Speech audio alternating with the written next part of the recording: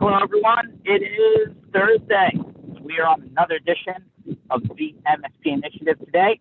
We have a friend that's been around many circles in IT land, Melanie Noe, who is with Trend Micro. How are you doing today, Melanie? I'm doing good, George. Thanks for inviting me on today. Absolutely. Where are you based out of? So I'm based in Tampa Bay area. I'm specifically in Clearwater, Florida. Got it. Well, of course, where the weather's nice and it's a vacation spot. My Phillies do spring training down there, when it's not coronavirus. Yeah, they're not far from where I am. Awesome. So, Melanie, for people who don't know you or don't know a lot about you, would love for you to maybe zoom back into memory lane and give us a little bit of a professional background and let people know how you got from into the working land to today. Yeah, definitely. I'd be glad to. So I'll start back probably about 12 years ago. We'll go back that far. That's kind of when my journey began in the IT world. I joined Ingram Micro many years ago, and I worked with Microsoft partners. So many of my years were spent focusing, supporting, enabling, and really helping partners grow. I remember the first time I really spoke with a partner, I had to talk to them about on-prem and server licenses, and then I had to kind of transition into the telling them about the cloud. And what an interesting conversation that was.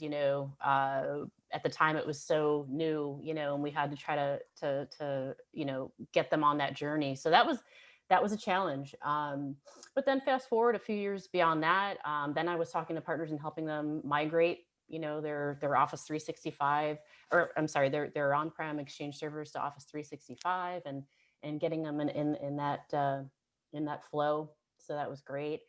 And then fast forward even further, I worked at ConnectWise for about 4 years and helped the partner community really kind of capture all of the things necessary to be able to manage their business from a PSA and RMM standpoint. So, and now I'm at Trend and still talking to the same partners that I did, 10, 12 years ago. And it's great. I get to see everyone that I got to speak to for so many years.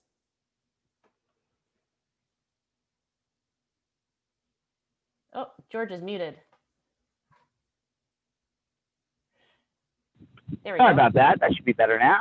Yeah. So let's talk about that journey for a second, though, right? So you've kind of like this whole concept of MSP, right? I mean, in the early to mid 2000s, right? MSP was more of a, from, I don't know if you want to call it like cloud from a marketing standpoint or just business model, if you would, but from a maturity standpoint, right? You kind of started your professional career in the middle of the beginning of the, hey, let's move into recurring revenue. Let's move out of break fix. Let's move out of on-prem as much as possible. 10 years plus have gone by, 10, 12, 15 years have gone by. Do you think that the marketing message is finally reality, or, is it still all over the place? It's matured a ton, obviously in the last decade. And we've come a long way, I would say. But, there definitely is now a new complexity that there's so many offerings and there's so much noise out there as far as what partners or MSPs should be offering their clients and how they should be doing it, right? Everyone wants to say this is the right way, right?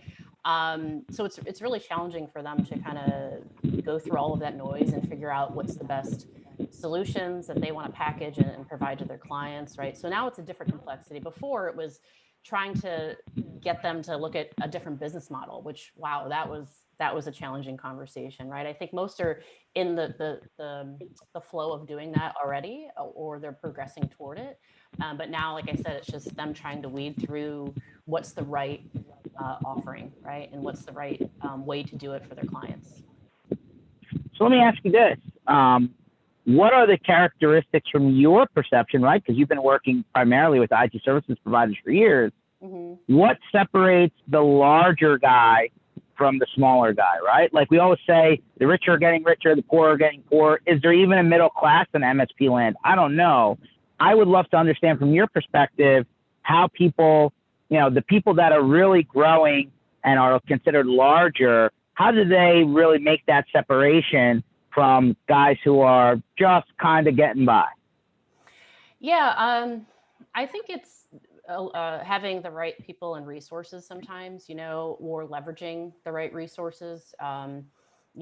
Sometimes there are MSPs that are, they just don't have the time, money, or resources to be able to facilitate providing a certain service, right? Or going to that extra level that might allow them to get maybe like a larger size, mid to enterprise size client, right? So a lot of the times, they're kind of focusing on the smaller clients, which is great. But sometimes they kind of, I don't want to say pigeonhole themselves, but they really kind of confine themselves into only that mindset because of lack of resources or time or whatever the case is. So I think now there's so many different options and offerings that vendors are providing them, whether it be a co-managed type of situation where they're offboarding some of that burden, if you will, and allowing other resources to be able to handle it for them or on their behalf. I think that is really the key to being able to grow and scale. So how successful have you, I'm keying in on one point that you just mentioned. How successful have you heard other people being largely outsourcing the front lines? I feel like there's this dichotomy, right, where it's like, hey, the front lines are my business, right? IT services is my business, support, help desk is my business. And if I start to outsource them to a degree or vendor source them to a degree, I lose the quality control or I lose the experience factor, and that may be, kind of in the mix of whether I keep a customer for the long time or not. So, I'm curious to hear what you've heard across the years that success rate. Yeah, no, that's a good point. I just talked to a partner actually earlier today that kind of mentioned something along what you just mentioned, giving up that control or giving up that maybe even level of engagement, right, with their client themselves. It really has to be up to the partner to decide. I mean, we have partners that look at maybe they have a hybrid kind of scenario, right, where they offboard some of their kind of well-oiled machine kind of customers, right, and offboard those to more of a co-managed type of situation, and maybe they're really high touch clients or customers they're keeping in house, right? So I've seen that work, and I've seen a lot of partners be successful with that type of approach. So it's interesting because certain, like the newer verticals, right? We're talking about a little bit of security today. Like when you start hearing the word SOC, right, or that follows the word NOC, right? Network Operations Center and then Security Operations Center. These are largely back-end functions that maybe the MSP doesn't have, like you said, the resources for, the finances for, the headcount for, but they're not small components of the picture, right? They are pretty big parts of the engine. So, it's just interesting. Like, if it's customer-facing, it's almost like the MSP doesn't want to let go of it. But if it's behind the scenes, back office, that kind of thing, it's like the MSP is like, hey, I'm willing to outsource that, or doesn't see it. Do you find that? Yeah, definitely. I have seen, if you want to call it white labeling, right, where a lot of partners do prefer that method where, if they are dialing into, help desk, for example, it's being answered as XYZ company, right? It's being answered as that partner's company name, or when messages or tickets are being answered, for example, it's being, it's coming from that company, right? The partner's name and not just some outsourced third-party group.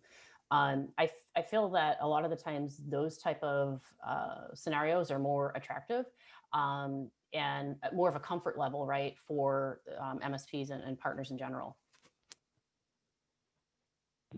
So fast forwarding a little bit then, when you look at the MSP Stack, right, there's something like 40 plus services that, whether it be security or backup or network as a service infrastructure, could be down to the actual machines on the desk, right? I mean, there's actually, I feel like that number's like tripled since the mid 2000s, right? It's just the industry's matured richer, more companies have popped up, more technologies have popped up.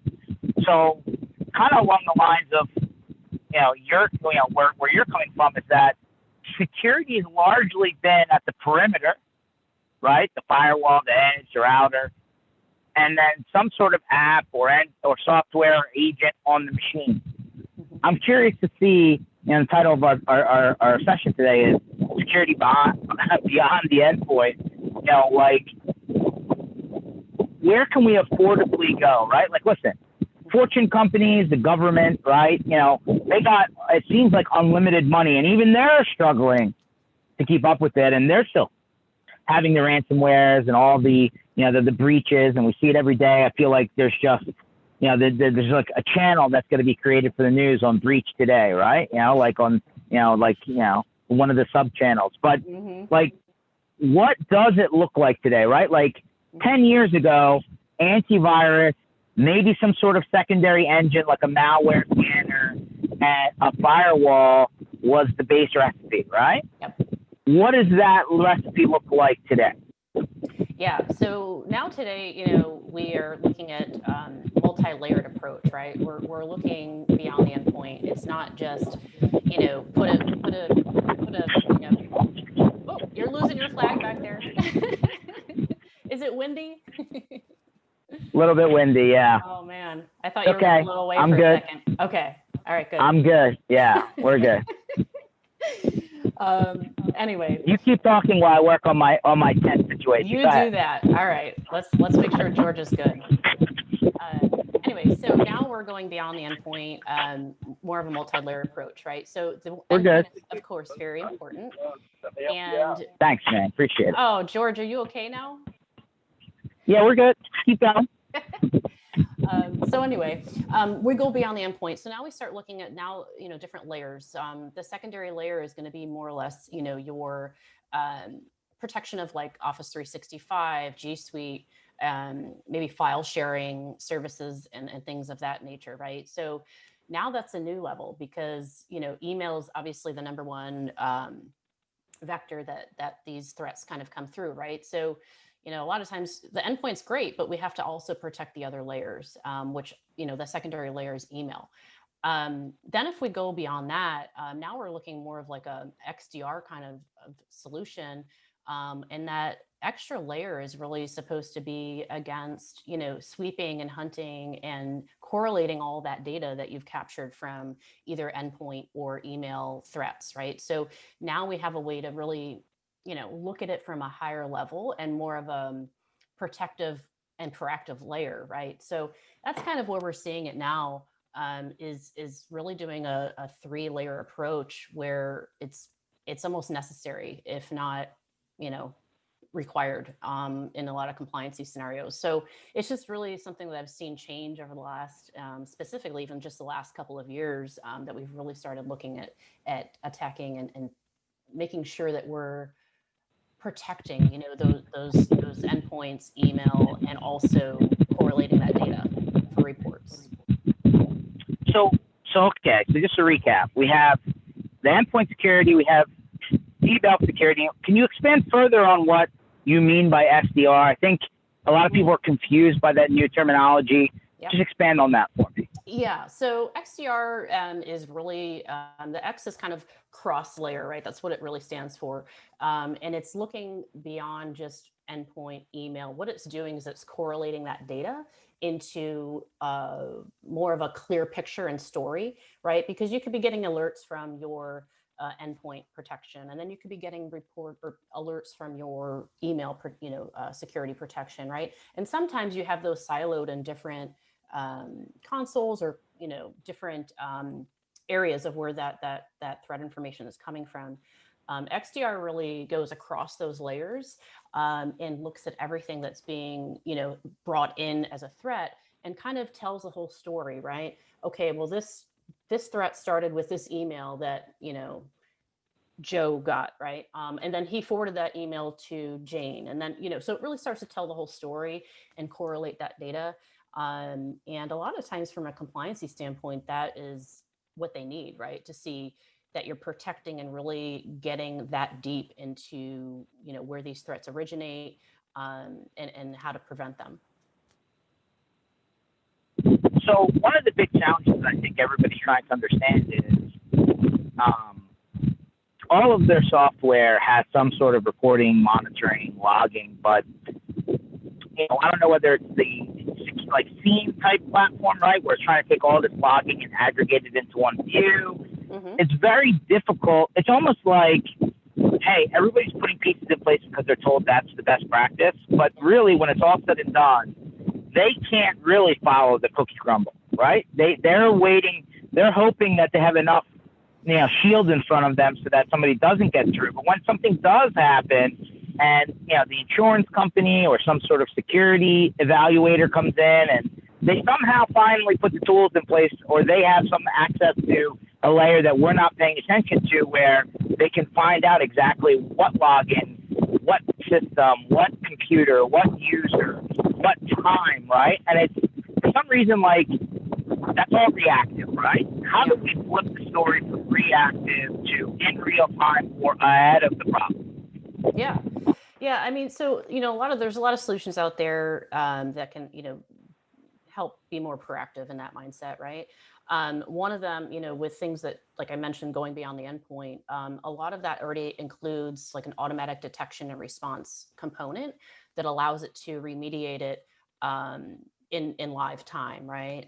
Or prevent certain things from even getting through. And a lot of that's done through like machine learning and things like that really are kind of your behind the scenes protector, right? Because it's sitting there and analyzing data and analyzing, all of the threats that have come through, or using their database of known threats and the malware to kind of make sure that they're preventing certain things, malicious type behavior and such, right? So I think it's really making sure that you look at the type of solution that you're offering, right? If you're protecting just the endpoint, there could be some gaps there, right? Are you protecting email? If not, you definitely should think about it. And are you having a detection and response layer with that, right? That really does machine learning and analyzes data and kind of does a lot of that heavy lifting for you or your techs, right? So that's, definitely something to think about and take a look at and ask questions. I mean, that's what the channel's here for, right? We're all here to help, address questions and learn from each other. And that's what it's about. So one of the other challenges that comes up often when we talk about security, right, is because there's so many layers, right? Well, you start off with saying security is not just one component anymore; it's very layered. Okay, but when you add all those layers in, oftentimes what happens is that you get a lot of pushback from the end user, right? They feel like the extra steps they have to go through, or the additional things that they got to figure out how to use, are not worth what the security provides, right?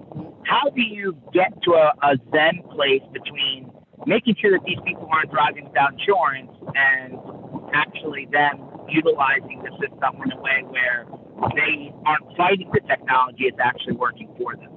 Yeah. So I guess it sometimes depends on the type of customer that you're dealing with, and of course the type of partner also, right? Is this partner going to be doing the IT management side of it for their client, or does this customer have an IT department already on site, right? So it really comes down to how is it going to be managed, and how can you first come to that happy medium? If there is IT on staff at the company, they might have their own type of policies that they want to put in place, right? They might have their own type of, malicious sites or things that they want to block, right? Or parameters they want to set. So it's really going to depend on that up front. But I would say if it's, the partner managing it solely on behalf of the client, they really have to just, have that confidence to say, I'm the trusted advisor, and really tell them the best practices that they should be utilizing, and for the protection of everybody, right? And email, we all know, is the number one, threat component to even getting that type of security breach in the first place. So, I feel like I think in this world we live in now, I think a lot of us know that, even if we're not in IT, I think a lot of people know, don't click on that. Don't download that. I think that's really, really well conveyed now in the world. So I don't know if it's such a tough sell for that. But some of the other areas I could definitely see, we're getting there. Let's just say we're getting there. We're definitely progressing. So it's interesting because, I feel like fax is a technology that will never die, but email came after fax, right? And then Yes. you see these collaboration platforms that have come into place that they're trying to get rid of email, right? The Slacks and the Teams and the WebExes and like all of these kind of quasi hybrid collaboration tools. It's safe to say probably email is going to be around for a long while, seeing how fax hasn't died yet. But why is it so tricky, right? Why is email? Is it just the lowest hanging fruit? Why are people targeting that as the front door more than anything else? Yeah, it's definitely the lowest hanging fruit. I mean, man, I haven't sent a fax in a long time. I was just thinking about that, but hey, we could go back to fax. It'd be a little slower, but Doctors, insurance companies, lawyers. I feel like they just like this is their lifeline still, and I'm like, this can't be. I don't understand. Yeah. And real quick side note, do you remember sending faxes and then you'd go back to the fax machine and it would have that little printout like an hour later and it goes, hey, that never went through, right? Imagine that. Yes. We'd never get anything done. That still happens.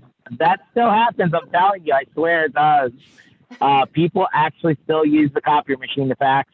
Now that it's a little bit, they can like print the fax or email the fax, but for some reason the fax machine, it boggles my mind that it's like somehow the law hasn't caught up to the technology where they think fax machines are more secure still than email.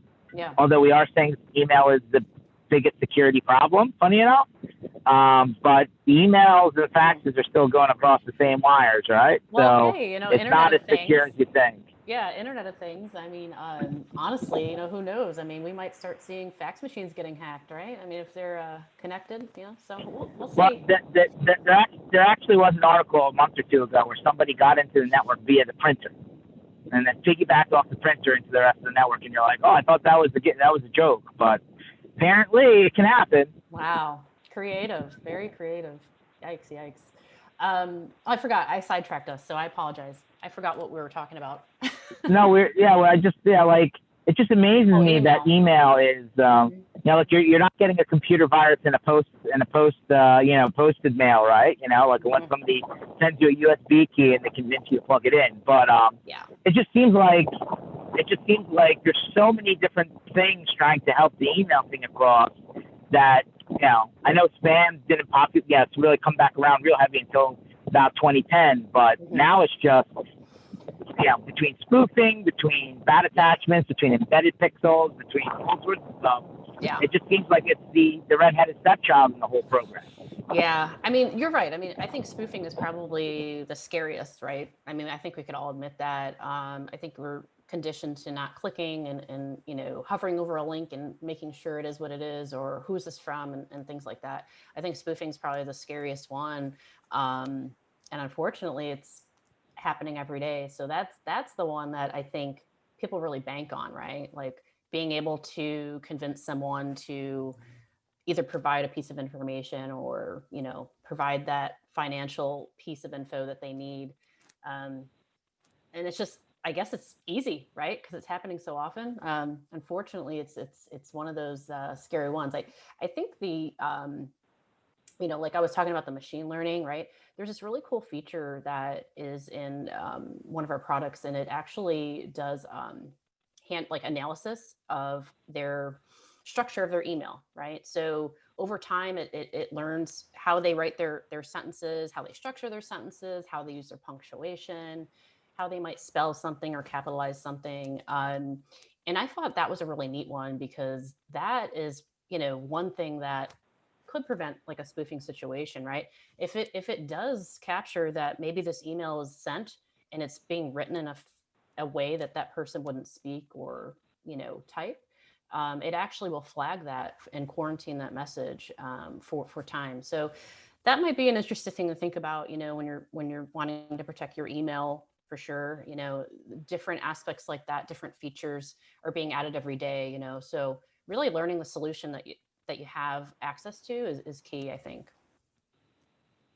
Interesting. Where do you see this evolving to? Right? What's in the near future that maybe isn't visible today, but it's coming down the pipeline to like expand on this whole security past the endpoint scenario?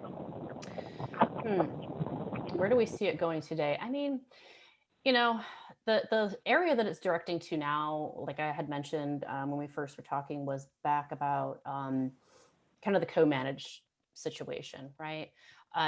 Especially when it comes to security, I feel like, if you are doing a multi-layered approach, like I mentioned, and now you're having a ton of alerts and how do you manage that, right? I think the either co-managing or having a dedicated security resource of some type is going to be probably key, right, for the future.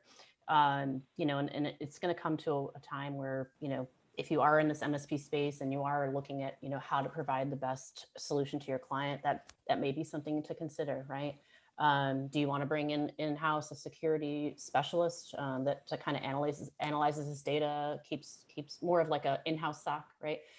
Do you want that person in-house, or do you want to outsource that and rely on others to be able to keep that going 24/7, right? So I think that's kind of the future, because at some point, all these alerts, they're noisy, and it's a lot of management, especially when you have multiple clients. So, definitely see that going in the future.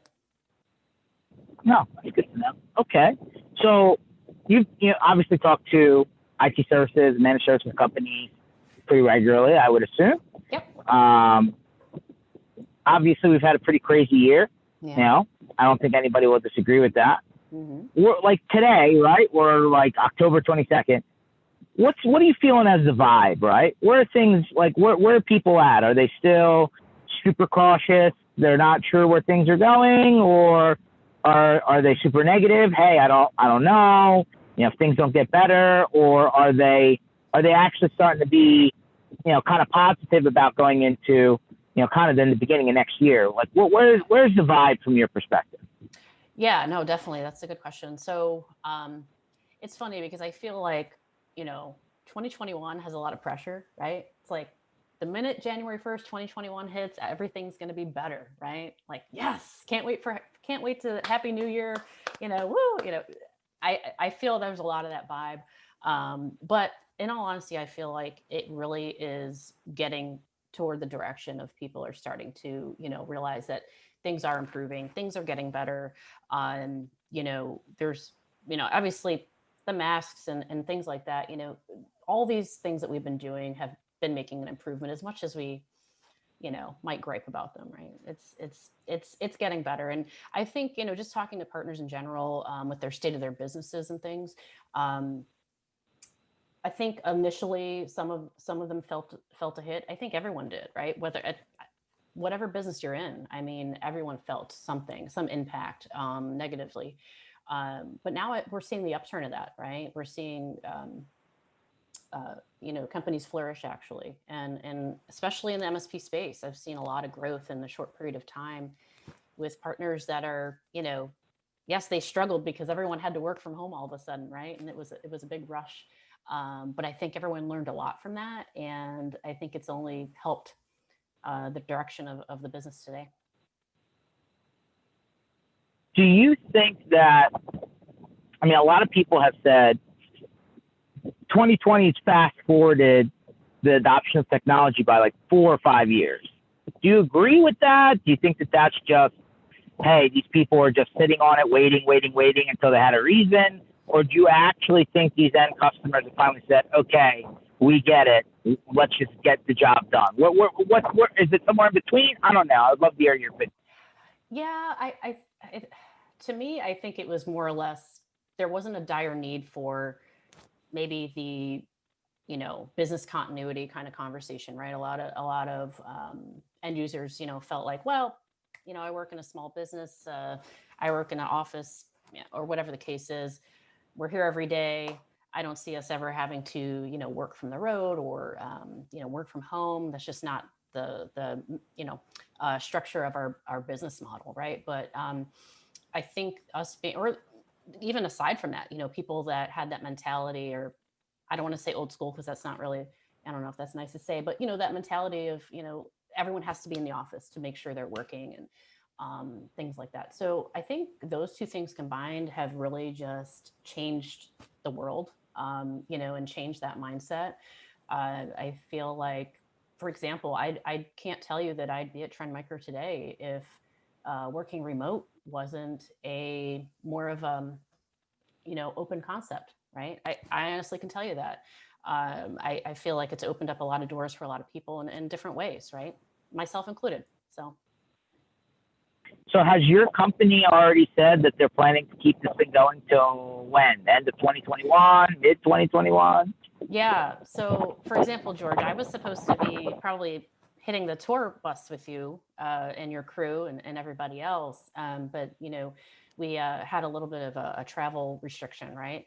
2021 is when they see that opening up again, that magic number, right? I really hope, yeah, that's the case. And we start seeing it, progress in more openness as far as that, right? I started my job during COVID. I've never met any of my coworkers in face to face, except one that I worked with at ConnectWise. But other than that, it's been an interesting ride. But I think 2021 is when they're crossing their fingers for. Well, I actually just heard. I actually just heard yesterday that there's several vendor companies in the space that have told their staff there won't be any travel in 2021, that they're now talking 2022. Wow. So they've already made the decision to scrap the year, if you would, from that standpoint. So, that's aggressive, which brings me to my next topic. Yeah. Yeah, no, I mean, which brings me to my next topic, which is how successful is the online Zoom-ish, Team-ish kind of meeting here? I mean, we've all heard the screen fatigue. We've all heard the Zoom fatigue. Meeting, depending on who you talk to, in-person meetings are only so successful anyway. But, where do you see, like, is it just everyone's going to tolerate this because there's nothing else you can do? Or are there ways to actually make it better than just turn it on and hope for the best? Yeah, I mean, I agree with you that the meeting Zoom fatigue and things like that, it definitely is getting a little challenging. I really like what you guys are doing. You're out there and engaging and being social responsibly, right? I guess that's the best way to put it. And kudos to you guys because you're doing a great job. But I think honestly, I think we need a little more of that. I think we need a little more openness to maybe engage in a small setting, kind of find different creative ways to have that people, kind of feeling again, right? Because it's very difficult. Some people do great in this type of environment as far as, kind of maybe being more independent and isolated and working, head down. But there's a lot of people that, they look forward to that, going to the office, that's their highlight of the day, so I think from like a social responsibility type of mindset, we need to do a little bit more than just Zoom calls, that's just my opinion. But figure out happy medium, No, fair enough. So a lot of people in IT and MSP land really start to grudge when they get the phone call or the email, like LinkedIn, from the vendor trying to sell to them or contact them or communicate with them. I feel like there's a very big disconnect between the people who, service the MSP community and the MSP community servicing their end customer. Like, for some reason, what they do with their end customer, they don't expect to happen with their vendor. I don't know why. It doesn't make sense to me, but that seems to be a big thought out here. They just don't want to deal with the vendor. I'm like, but the majority of your bundled services are from vendors. You can't do it all by yourself. Yeah. What are your best tips to MSPs engaging? Let's just start with existing vendors, right? Like, all of a sudden I hear people are like, hey, my vendor never called me, or I never get MDF, or, I don't ever get any updates or specials or promos. And I'm like, hey, there's a relationship somewhere that's supposed to happen, right? So Yes. where is that breakdown, and what do you suggest that to IT service providers and MSPs in engaging with their existing vendors? Where's the best tips, tricks, the best way to get the most out of the relationship, from your perspective? Yeah, no, that's a good question. Yeah, it's interesting because actually, I was on a call earlier today where we were speaking with a partner, and he mentioned, he has a great relationship with his internal uh, tech rep, right? Someone that they call for, technical support, right? That might be the end, right? Maybe you're more on the technical side and you're in the battleground and trying to resolve, technical things. Hey, if that's the guy that or gal that you're connected with from a relationship standpoint, leverage it. If it's the account manager, maybe that you engage with occasionally, don't be afraid to call them. Don't be afraid to reach out to them. That's what they're there for, right? Sometimes there is, the times when they are getting bombarded with messages and things like that on the MSP side, right? But they also have to realize that they can reach out too, right? Don't be afraid. I mean, trust me, there's a whole team of people at any vendor that you work with that's willing to help you out, right? There's someone. So don't be afraid. And yes, there is MDF a lot of the times out there. Don't be afraid to ask. Just leverage. If like I said, if it's a tech person or the account manager or the receptionist, I don't know, just leverage that networking and personal relationship that you might have with that person or vendor. I mean, from a new vendor prospect, like I always laugh, right? We're all part of the reason a lot of people are in this business is it's like a toy store. You're always unboxing something new. You're always playing with something new. It's a new blinking light. It's kind of cool, right? Because you're seeing things before a lot of other people are. But then when you're trying to, when somebody's trying to contact you about something new, it's hands-off-ish. It's, I don't have time. It's, there's no need right now. Should the MSP or IT service provider have somebody internal or maybe a person or two internal responsible for, I don't know if R&D is the right word. I don't know if it's just, like in research, right? In terms of new technologies. But I feel like you shouldn't, I mean, I'm sure everybody's getting phone calls and emails, but I'm sure at some point you should pay attention to what's happening out there, right? I mean, how do you know then when the next technology that comes around is worthwhile if you don't engage, right? So what's your best recommendation for MSPs who are getting contacted by people for the first time from a vendor? I guess being nice would be one thing, but I mean, or maybe not hanging up on people, but I'm just saying, like, where does that go from your perspective? Yeah, no, I like that idea, George. I like the idea of having, someone that might be dedicated to, or not maybe dedicated, but maybe that's one of their job functions, right? Is to kind of vet out these solutions and maybe take the time to really understand what's out there, because you're right, there is so many different blinking lights and new boxes to open every day. And really, it's because this is the fastest growing industry and technology is ever changing, right? So it is really important to be on top of those solutions, whether or not it's going to be the right fit for you or your company, maybe not. But yeah, I like that. I like that idea a lot.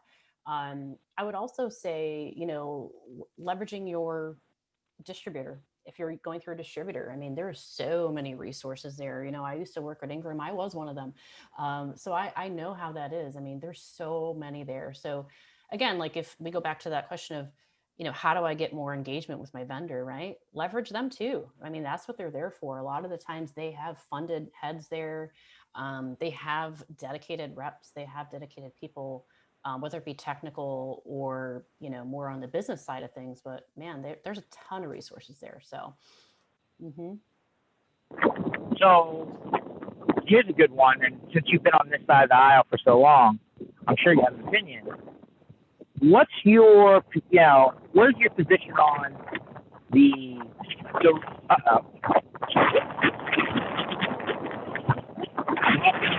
oh man. What's your opinion on the channel vendor conflict, right? Like meaning, direct sales selling to downstream end customers versus through the channel. And while you're talking about that, I'll be right back. All right, George, sounds good. Let's wish him good luck. So, so in regards to that, I mean, depending on the vendor that you're going to be engaging with or working with, a lot of them have, a 100% channel approach, right? Where they are selling through the channel, or they are leveraging the channel, whether it be distribution or other methods. I would say if that is the case, that's great, because that's just an extension to other resources that you have access to. For example, Trend Micro, we are a channel focused company. So we leverage our other avenues, and we have dedicated resources at all of those different levels of distribution. So that's something I think of as a benefit. I know sometimes partners would prefer to go direct, and sometimes, depending on the vendor, that is an option, right, that you might want to consider. It really just depends on the level of engagement that you wish to have with that vendor, and what the vendor's preferred method of engaging in the channel is, right? So it's kind of a two-way street. Like I said, we're channel focused, so there may be other vendors out there that are as well. I hope George is okay. Yep, still live. Just working on it. All right. Good. So what happens then? Is there ever a situation you think that's okay, where the direct sales team contacts an end customer that's already engaged with a partner? Yeah, that's a challenge. I've seen that happen in other years of my life outside of where I am now, but I've seen that happen before. And that definitely is a cause for upset sometimes, right?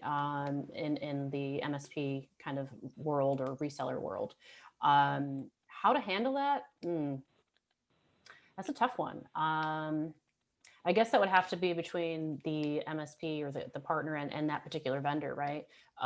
Maybe set some rules for engagement, and with their client base. I mean, I don't know. That's a tough one, George. I don't want to step on any toes, but that definitely is something that I can see being a challenge. I would say setting that relationship engagement with your vendor is probably the best place to start before even signing up with that vendor, right? Making sure what their business model is and what their structure is, and if they sell direct.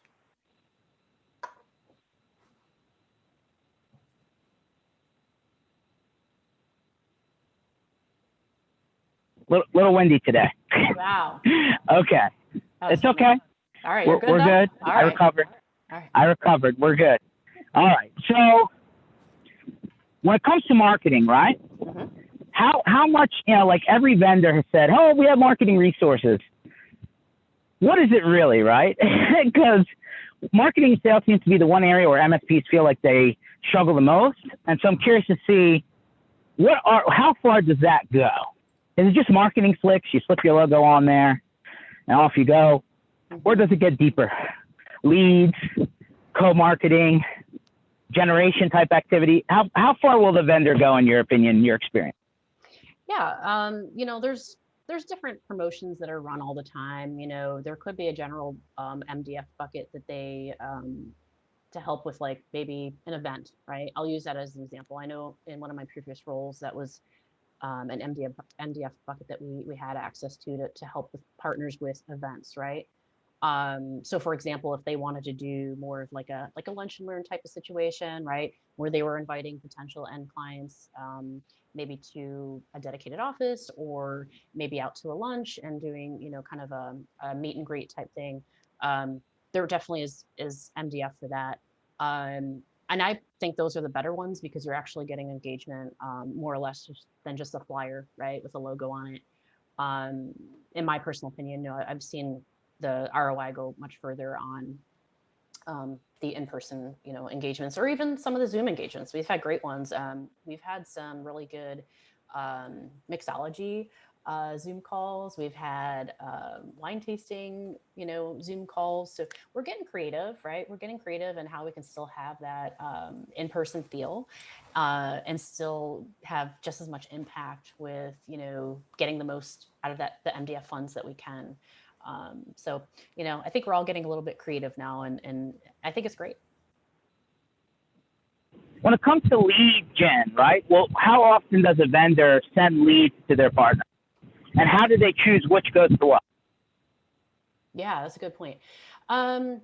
To be honest, I don't know because I've never really dealt with the lead side of things. I know that, for example, when I was with another vendor, I won't mention, but there was a lead program, right? And how they were divvied up was usually based on the level of partnership that that partner might have had, you know, whether they were, I don't know, silver or gold, for example. I'll just use those nomenclatures. That usually was the first factor. And then the second factor was geo, right? Geographic location, depending on, you know, what that partner might prefer to cover. If they were national, maybe they, you know, they would kind of divvy them up based off of first, you know, the first one's in, first one's out. There was a lot of factors that impacted that, but I would say the most consistent one was usually the level of partnership that that was with, you know, that partner had with that specific vendor. You know, maybe how much they kind of resell for that particular vendor. That usually is an impactful piece of it.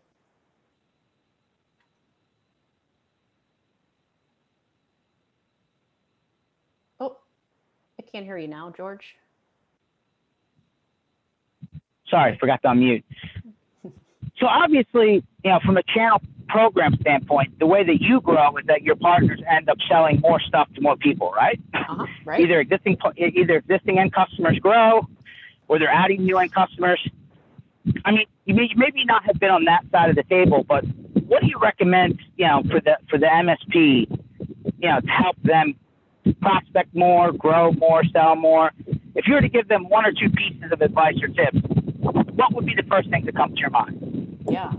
I would say, you know, there's so much free content out there, whether it be webinars or, you know, these Zoom engagements, you know, things like that. Leverage those as much as possible because there's a ton of information that's available. The more you're exposed to learning about the solution or hearing about the solutions or engaging with that vendor, the more it's going to become more natural for them to be able to talk about it. And I know sometimes partners don't exactly talk about a vendor, right? Because a lot of times they're providing a bundle of solutions, and they don't always tell the customer what that, you know, particular vendor that they're using is, right? So depending on that too, but I would say, you know, if for example, if you were a Trend Micro partner and you know you wanted to have more ROI on your engagements with your customers, feel free to, I mean, contact your account manager, contact anybody at the company, say, look, I just need 30 minutes of your time. I want to know what's new. I want to be refreshed on my information so that I can, you know, present it the best I can to my client, right? Leverage the resources as much as you can. I know sometimes it takes a little time, but even if you do that, you know, maybe on a quarterly basis or whatever it is, I mean, you're only going to benefit from it. No, it's good. So where do you see, I mean, you know, a little bit of current news, right? Datto just filed for IPO, right? There's a vendor in the space that just made some news. Right. Is Trend Micro publicly traded? Oh no, I didn't look it up before this webinar. So it seems like that the finance world has finally stumbled or tripped into IT services MSP land, right? We've always heard of the Googles and the Microsofts and the Apples at a top level, but I feel like we're down here somewhere in the weeds, right? That all of a sudden somebody started weed whacking and noticed, oh, there's a city back here.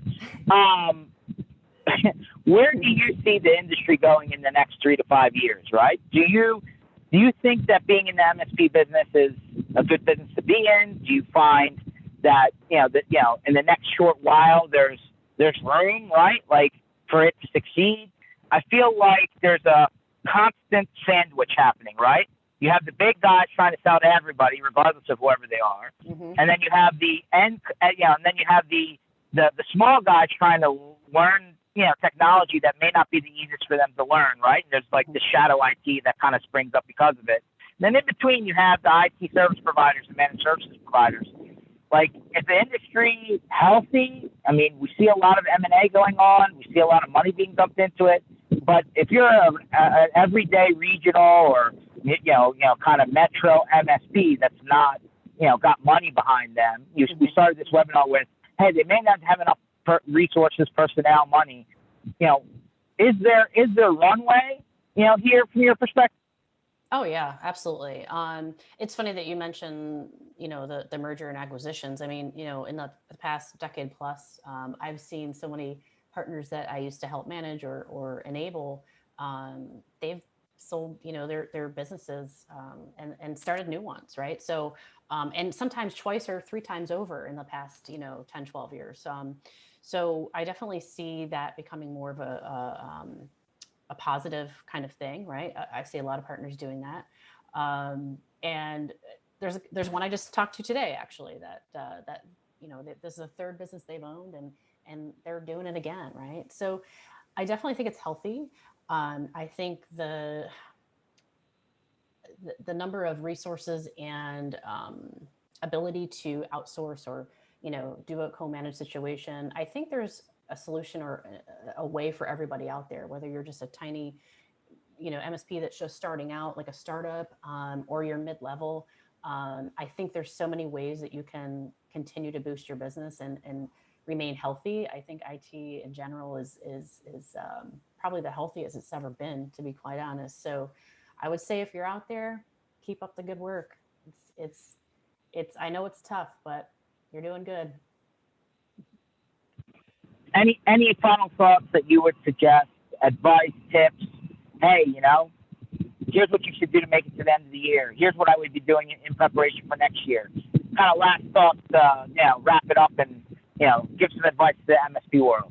Yeah, I know there's so many people out there that probably have been, well, it's probably gotten a little better now, but initially, probably back in March, everyone was, struggling to keep their head above water and trying to help their clients and working from home and hardware and God knows what else, right? I think now that it's kind of subsided, we're still working through a lot of those things, but now we kind of have a handle on it, if you will. Maybe we're able to breathe at this point. I would say take this time now to really start doing a little bit of planning, right, for your next Q1 2021, right? Because it's going to be great. Right? It's going to be great. So start your planning now and really start to think about the solutions and things that you want to have in place to, have a solid offering for your client. I know now there's probably new solutions that are being built into bundles that they never thought about building in before, and I'm sure there's a ton of Office 365 being sold. I'm sure there's a ton of hardware being sold. So, now that those things are in place, I think now it's really time to take a breath and think about the solution set that you're going to be offering to your clients for 2021. Awesome. Melanie, where do people find you, your company? How do they contact you? Go for it. Yeah. So you can contact me at any time on LinkedIn. My name is right there, Melanie, and last name's Noe, N-O-E. I'm at Trend Micro, so you can ping me at any time if you want to chat. If you want any support from an MSP perspective, we have a great MSP program specific for everyone in the channel. So would love to chat with you and see how I can help. Well, Melanie, I really appreciate you for coming on. For everyone, this whole session was recorded. You can rewind, fast forward, learn all of the tips over and over again if you wish, share it along. We do these sessions Tuesdays and Thursdays, 1 o'clock Eastern Time. We are on the road. We have a final couple of days here on the second Channel Strong Tour. We're in Columbus, Ohio, or Cincinnati today, and we're finishing off in Lexington, Kentucky tomorrow. So a little fresh air, clearly some wind. But it's nice to be out safely on the road and seeing people in person. Melanie, hopefully we'll see you out on the road back or next year in 2021. For everyone else, feel free to reach out to Melanie. If you reach out to us, love to see you in person. If not, stay tuned. It's Tuesdays and Thursdays, and thanks for watching. Thanks. Thanks, Melanie. Sure.